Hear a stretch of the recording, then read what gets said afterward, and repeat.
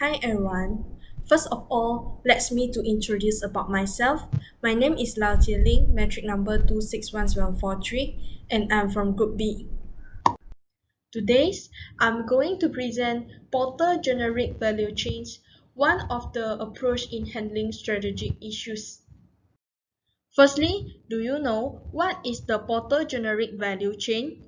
According to Michael Porter, value chain is a means of analyzing the strategically relevant activities of an organization in order to understand the behavior of costs.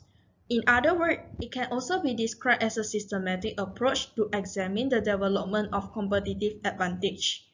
Michael Porter has introduced a generic value chain that comprises a series of activities that create and build value, that is, from basic raw material sources for component suppliers through to the ultimate end-use product delivered to the customer.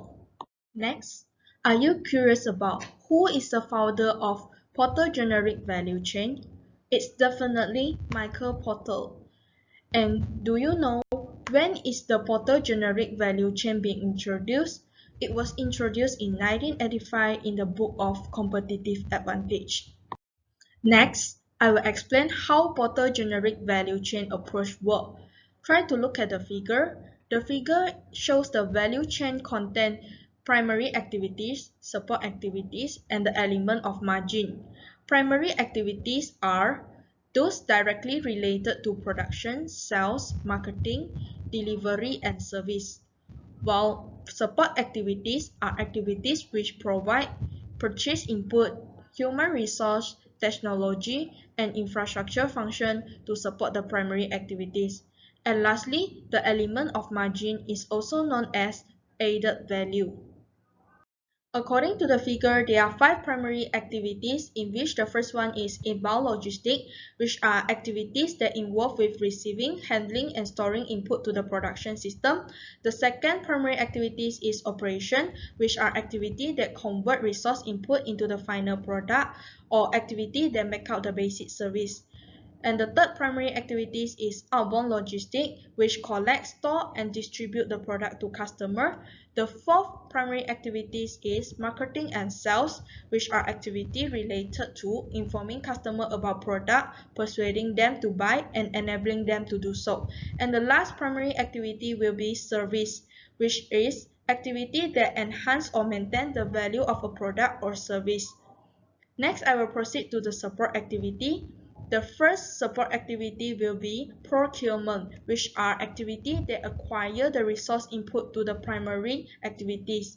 The second support activity is technology development, which concern directly with the product, process, or particular resources. And the third support activity will be human resource management, which are activity of recruiting, training, developing, and rewarding people.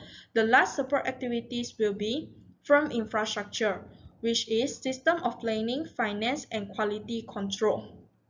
Lastly, the element of margin, also known as amount that the customer is willing to pay for the product or service in excess of the cost of resources and value activities. Lastly, I will explain why Porter generic value chain approach can achieve competitive advantage.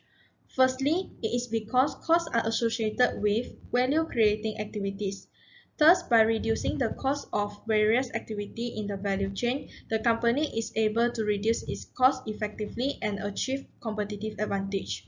Secondly, optimizing the activity in the value chain together can achieve an overall cost reduction, which result in a competitive advantage.